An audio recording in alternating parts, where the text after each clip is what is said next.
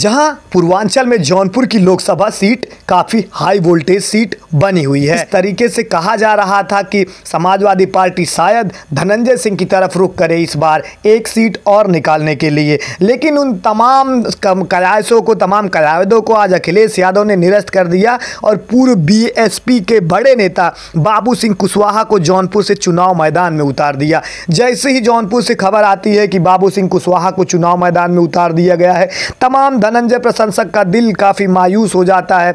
हालांकि उसके बाद उनकी जो लीडर हैं, धनंजय सिंह के जेल में जाने के बाद श्रीकला सिंह लीडर हैं, उन्होंने एक पोस्ट किया है, मैं आपको आगे बताऊंगा। तमाम जो दर्शक हैं वो काफ़ी मायूस हो जाते हैं और ये खबर आने लगती है, कहीं तो सपा का जो है विरोध होने लगता है समाजवादी पार्टी का कि बाबू सिंह कुशवाहा को चुनाव मैदान में एक ऐसे नेता को उतार दिए हैं जो कि हेलीकॉप्टर प्रत्याशी हैं। भारतीय जनता पार्टी ने भी कुछ ऐसे ही प्रत्याशी खड़ा किया था।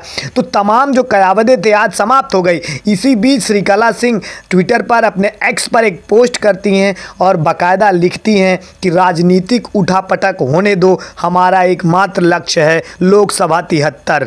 यानी कि धनंजय सिंह की पत्नी श्रीकला सिंह रेड्डी ने इस बात का आह्वान कर दिया है कि वो चुनाव मैदान में हैं और चुनाव मैदान का ऐलान कर चुकी हैं और वो चुनाव में लड़ेंगी।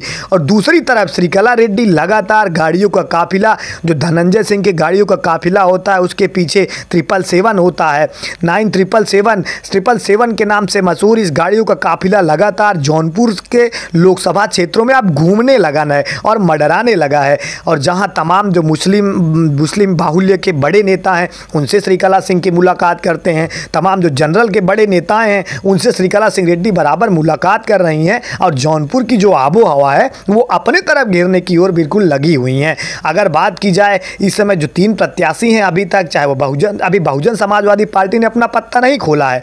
और ख़ास बात यह है कि इस बार बहुजन समाजवादी पार्टी सीधा भारतीय जनता पार्टी पर चोट कर रही है। अगली बार जो विधानसभा था 2022 का, उसमें कहीं ना कहीं समाजवादी पार्टी पर चोट किया था बहुजन समाजवादी पार्टी के सुप्रीमो मायावती ने, लेकिन इस बार मायावती लगातार भारतीय जनता पार्टी पर चोट कर रही हैं। खास बात यह है कि चाहे वो आजमगढ़ की लोकसभा सीट हो, चाहे वो घोसी की लोकसभा सीट हो, चाहे मिर्ज़ापुर की लोकसभा सीट हो, चाहे उन्नाव की लोकसभा सीट हो, सीधा भारतीय जनता पार्टी पर प्रहार कर रही हैं। कौन? बसपा सुप्रीमो मायावती। अब जौनपुर की जो पत्ता है उसमें क्या तर्कस के तीर आजमाती हैं मायावती, सबसे बड़ा दिलचस्प बात यह हो गया है। और अभी तक का जो जातीय समीकरण है और जो यहाँ जौनपुर का हाल है, जो जौनपुर की जनता और जौनपुर के विशेषज्ञ बता रहे हैं, उसमें कहीं ना कहीं श्रीकला रेड्डी अभी भी भारी हैं, जबकि वो निर्दलीय हैं। हालांकि अगर 24 अप्रैल की सुनवाई में धनंजय सिंह जेल से छूट जाते हैं तो पूरी तरीके से इसमें जो है धनंजय सिंह के पक्ष में चुनाव है अभी निर्दल होने के बाद भी, क्योंकि भारतीय जनता पार्टी के अंदर ही भीतरी कला काफ़ी ज़्यादा उजागर हो रही है कृपा शंकर सिंह से। और ख़ास बात से जनता इस बात से नाराज़ है कि कृपा शंकर सिंह अभी भी मुंबई संभाले हुए हैं। तो उनका कहना यह है कि जब आप प्रत्याशी जौनपुर के हैं और लगातार आप मुंबई से स्टेटमेंट दे रहे हैं, मुंबई से प्रचार कर रहे हैं, जब अभी से यह हाल है तो आगे जाकर क्या हाल होगा। और यही कारण है कि जनता अभी कृपा शंकर सिंह को वोट देने से कतरा रही है। दूसरी बात यह है कि समाजवादी पार्टी ने बाबू सिंह कुशवाहा को चुनाव मैदान में उतार दिया है। बाबू सिंह कुशवाहा के ऊपर भ्रष्टाचार के आरोप हैं, उन पर ईडी सीबीआई जांच भी कर चुकी है।